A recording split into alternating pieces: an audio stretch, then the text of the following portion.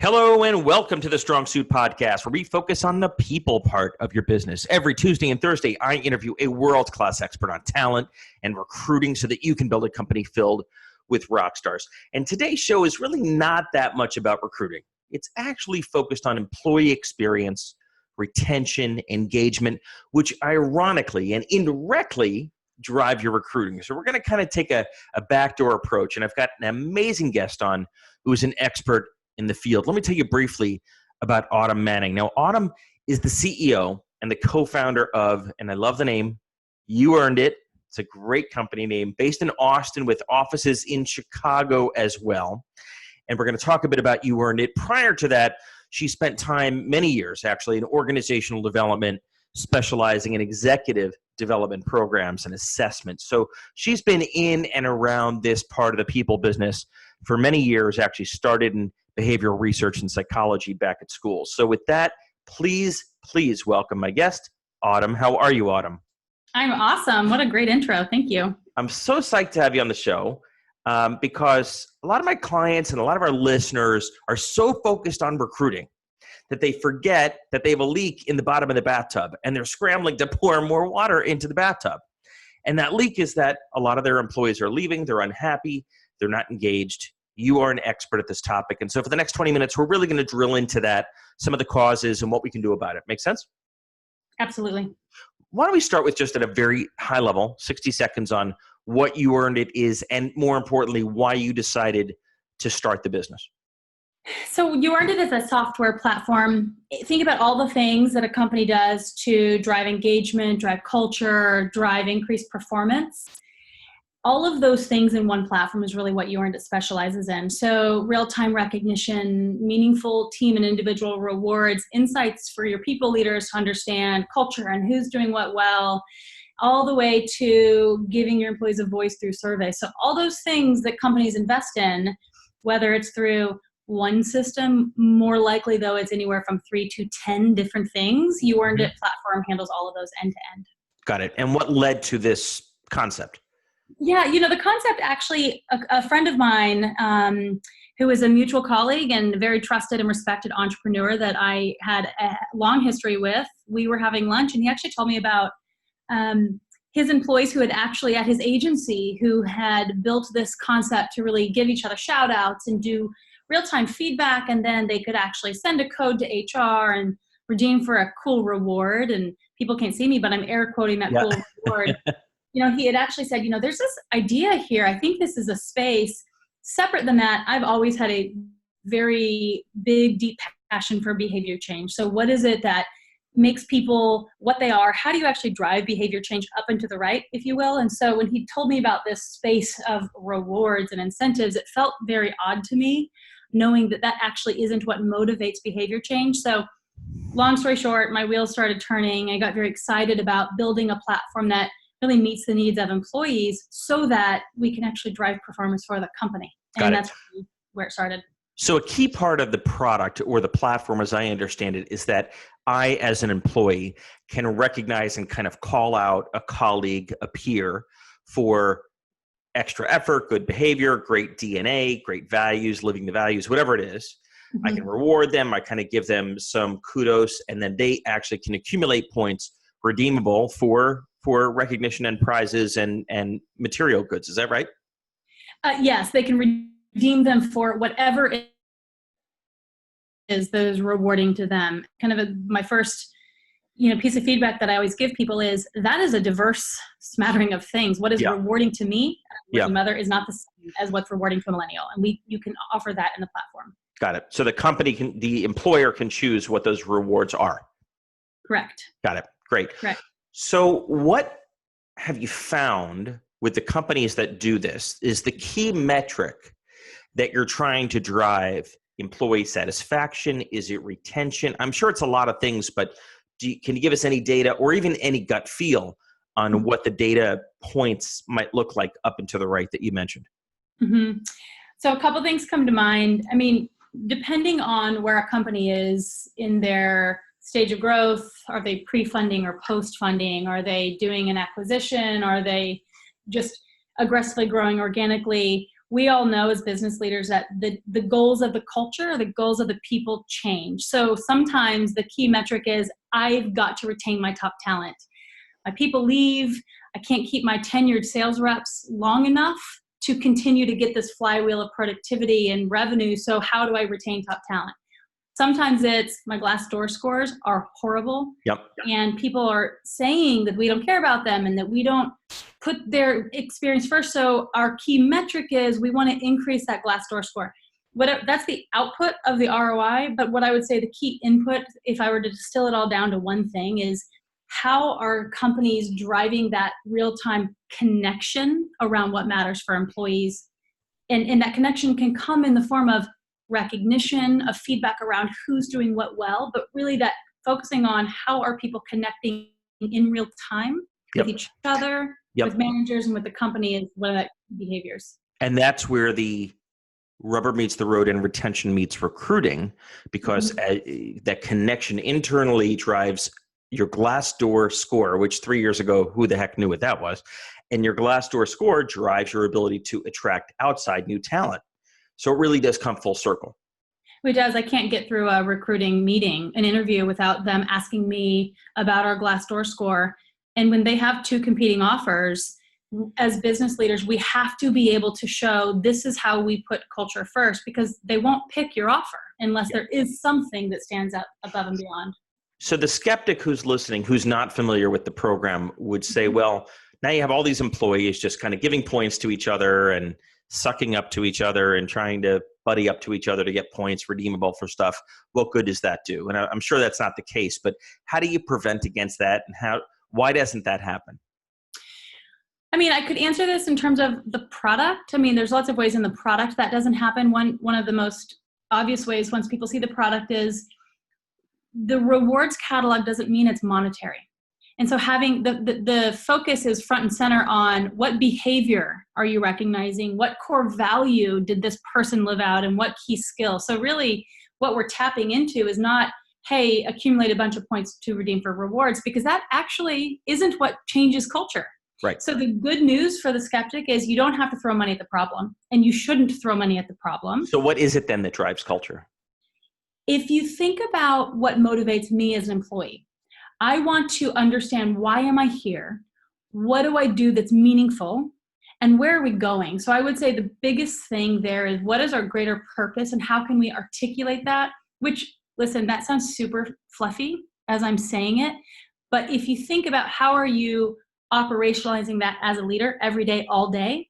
And if you do it through our platform by allowing your employees to send real-time recognition around those values, great. If you do it in another way, great. The point is, that's what people are trying to connect to, is the bigger purpose. And also understanding, what do I do well? What should I be doing? And how do I do more of it? And so just reinforcing that. It's a lot easier when a company is 5 or 10 people, but as the business scales to 50 or 100, 200 people, you're up to what, 100 or almost, or something like that? Yeah, we have about 160 people now. 160. I know you acquired a business recently in Chicago. So as the business scales, how have you, within YouEarnedIt as your company, how have you been able to keep that sense of connectedness between the employees and the mission and the purpose of the company? It's hard. And right when I think I've done it really well, I find that people are frustrated that I'm not doing it enough.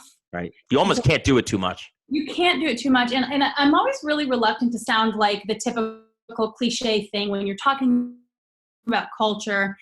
But if you step back and you think about what an easy tool to be able to provide, which is, how are we communicating often where we're going, why we're going there, and how we're going to get there? So I would say that's one of the biggest things, is doing that all the time. Over communicate. Over communicate it. The other thing is, I say sometimes the powerful tool hiding in plain sight for most CEOs and most companies is the manager, and making it an accountability factor for managers, because it's a responsibility and it's a opportunity as a manager to build culture and performance. And so we make it an expectation on our managers when they come in. What does that look like? So let's say I'm a manager, a marketing manager, and I report to you, where I'm kind of a mid-level person. I have a staff, but I have a boss. What Yep. am I accountable? How are you holding me accountable for that? Couple ways. So what it looks like in the recruiting process is we're very manager. And the good news is people want to have an impact like this. They want to be empowered. So you start early and say, this is what your job is. Yep. Secondly, train every manager. And we train every single employee of the company on a regular basis on how to give effective feedback. So it's actually a skill that you're teaching people how to do. And as a manager, we say, this is what it means. Here's how you give good feedback. And here's how often you should do it. And oh, by the way, here's 3 frameworks you can use if you didn't know what you can use. Right. And then we'll follow up on reporting that. So that's one, what it looks like is we train them, we hold them accountable. We train their team to know that that's the expectation of their manager. So it's not just top down, but it's bottom up. It doesn't come naturally for a lot of people because giving great feedback is easy, right? Although a lot of people don't do that well either. They don't make it specific and timely. But giving tough feedback or critical feedback is very hard for a lot of people. Oh, it's so hard. Like as a CEO, like I still, get nervous walking into a tough feedback conversation. So it's not that they don't want to do it. It's we haven't equipped people well to do it in a way that the message is heard. So I would say investing in driving accountability around your managers and the importance they have of communicating the mission, the vision, the values, and the performance expectation. Mm-hmm. You said giving good feedback comes easy. It actually, what you'll find is psychologically, there's this you hear different ratios, 8-1, 10-1, 9-1 of good to bad or good to constructive. That's where people miss the mark is if you're wanting to build a feedback rich culture where you can address the tough, you better be investing in a process or a system to address the good more than you do the bad. It's an emotional bank account, and you don't earn the permission to give critical feedback unless someone feels that you're also recognizing the great contributions they're making. Now, if they're not, and the ratio is out of whack, then you may have a different discussion altogether. Right. Person may not be in the right place. But you have built that trust. That's the beauty is you've built that trust and that capital to be able to say, listen, we've had this conversation, it's not working out, and we're going to have to talk about a transition out. It becomes an easier conversation, and it's a performance-driven conversation at that point. Got it. You mentioned something interesting, Autumn, which is the frequency. Have you learned, where is there science around the optimal frequency to give feedback? Because I can imagine you can give too much feedback. That can be pretty annoying. Mm-hmm. I think, so the first thing that I would encourage people to remember is it's the type of feedback. And there's lots of science, although, on the fly, I can't give you the sources of the science, but I will say when you think about how our brains are wired to relate to feedback that kind of seems out of character with who we believe we are, that's like jarring effect with that negative feedback you get. Yeah. So it's almost like you have to really focus. I mean, I'm a believer, and at You Earned It, we're big believers in focusing on what do you do well and how do you teach someone to say, hey, that is what we need. That's what good looks like here. And if I pour more time, attention, feedback, recognition into that, we'll get more of the good and less of the bad. Right. So I would say from a belief of we focus on more of the good, less of the bad. And if we do that, kind of imagine this burn down period of if we do that well, then we've earned the opportunity to start talking about the bad as if it's a regular thing. And, right. and I say bad, I mean the constructive negative, thing, of course. improve on. Yeah. But you can't just go straight to the negative and expect your behavior to embrace it. Your culture to embrace it. Do you require your managers to have a dedicated sit-down feedback session on a regular basis, call it monthly or quarterly, or do you not have that practice and instead just have discussions when they happen or as the feedback is necessary? It's a good question. I would say how we operationalize this will likely look different in 6 months than it has been now and historically. We have been believers so far that if we train them on the why is this important and how to do it well, and we give them the framework to do it, and we bring it up operationally, so we report on who does it well and who doesn't, then whether they choose to do feedbacks weekly with their team or monthly or quarterly, that's a separate conversation. Got it. So there is flexibility for that. Yeah, there's flexibility for that. And I think there should be flexibility for that because, you might have an engineer who chooses, they need to meet weekly and the manager is able to provide that, whereas someone else might be fine every 6 months and that's what's good for them. Does the YouEarnedIt platform have a capability for performance reviews and tracking those reviews as well? Yes. So we actually, with the merger that we just did with High Ground, one of the reasons we did it is just a really awesome approach that they have to real-time manager-employee check-ins, creating and cascading goals. Yep, great. Feedback all around, not just the positive feedback. So just as a VP of sales might tell his or her sales reps that if it's not in salesforce.com, it didn't happen, meaning you need to track and log everything in this system, right? Is the best practice the same here, that if you as a manager are having these discussions, they need to be logged in the system so that the system can grow and there can be visibility and accountability around this? Or have you not gone quite that far? Yes, it's quite that far. But just like the example you gave on Salesforce, if you just tell people, you better track your behavior because I got to report this to the board on Friday, so go in and clean things up, that didn't change any behavior. You just got bad data in, bad data out. Yeah. Same thing here. It's, why is this important? How does this guide our business? Like, what are we learning from this? So I would tell you, our Salesforce hygiene is awesome today. It was not awesome 2 years ago when our former VP of sales said, just go clean up Salesforce quickly, check the boxes, what you need to do. Same thing with culture. It's a process. It's a process, and it's behavior change to get the right outcomes that are sustainable. Just as in Salesforce, if you can help your reps understand how it benefits them, not benefits Big Brother, it's the same here. That's right. It's like, listen, if you tell me the win-loss report, and if you put that in there, I will build you the feature that you lost on. Yeah. So once you start to connect it, so just like a manager, listen, if you're having conversation with your employee, track their development goals, track what they're not doing well so that you have the information to guide them to do better. Yep. And here's the outcome of that. So we take the same philosophy there. I just want to spend a couple minutes before we wrap up, Autumn, talking about your own recruiting in-house. So you said you're about 160 people. How did you learn to recruit and hire? Were you formally trained? Did you just kind of learn it as you went? Are you still learning it? Do you have a head of talent? I'm still learning it. I would say in the early days, so to answer your direct questions now, with our size, we have a head of talent. We do have a dedicated recruiter. And the mistake I made was not hiring a dedicated recruiter a year earlier. So that's one of those that I recall early on being like, man, that's expensive.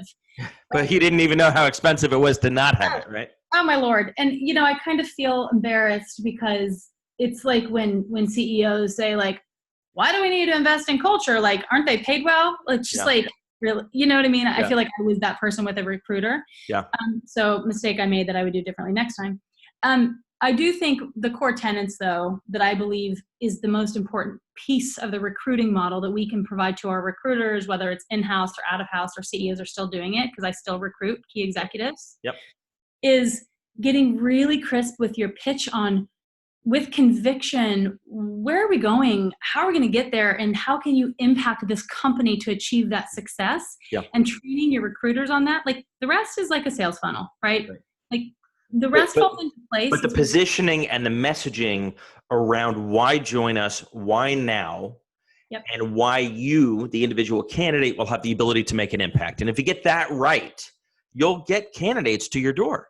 You'll get candidates to your door. And so, thinking about that as how we market to our customers and all of the unique messaging we use, I think about it the same way with the candidate experience. They want to be marketed to the same way. Sure. And guess what? The beauty is, not that this is our goal, by the way, but the beauty is it doesn't come down to salary at that point. Sure. It's got to be good enough, but it doesn't have to be top of market. That's right. It's got to be like, listen, we've got to be in the market. Sure. And in Austin, which is a very competitive marketplace, and now you're in Chicago as well, you got to be good enough, right? 75th, 80th percentile. You don't necessarily need to be to the top of the market, but you better have something unique to talk about. You better have something unique. So that also goes into the second piece, which is culture really legitimately matters. Right. So, showing in the recruiting process, we hire for culture. We have a culture assessment, behavioral culture assessment that we have everyone go through. Listen, even if it didn't work, although I believe it does, but let's pretend that it didn't. Right. Showing your recruits, this is this important to us. That we have a process for it. That we have a process. Which one do you use out of curiosity? An off the shelf, or you developed your own? We develop our own. Got it. So basically, it's an online inventory. It's an in-person one where we ask behavioral questions based on our 5 core values. Got it. Can you give an example? Not of the question, but of the values? Oh, yes, of course I can. Adapt or die actually is one of our core values. Open book is one of our core values. So let's use open book just for a second. So open book means very transparent. Very transparent. To each other, with our customers, with our investors. And so you will not hire an employee or a candidate rather, who doesn't demonstrate that characteristic in any role, any seat. Is that what you're saying? Correct. Got it. So you have a series of questions to ask, because you can't say, "Are you open book? Are you transparent?" You can't say that. We've got, I would say, probably anywhere from 6 to 8 behavioral questions. Yep. But then the process is, okay, this person, and there have been times where our talent person said, "Hey, this person kind of flagged me on this one. Let's talk about it. Should we be concerned?" And we'll have a conversation about what that means. And sometimes we're like, that's interesting. Let's put them through another discussion, or let's test it. Yeah. And so you'll walk away from great competencies. Absolutely. Perfect skill set, perfect fit for the job, but they don't have those 5 core characteristics. They're non-negotiable. Absolutely. I give you a lot of credit, because it's tough to do in this market, and not enough companies do it. Well, we've made mistakes where we go, we settled and we hurt big time when we did. So we've made enough mistakes to now I can say with conviction, absolutely, we will not hire anymore, because I've made too many mistakes doing it the wrong way.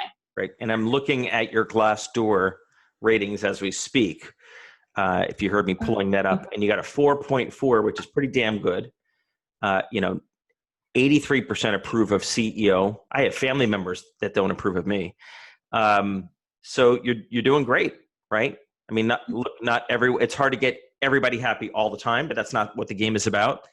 The game is about making sure that candidates on the outside know that inside you're trying to drive connectedness.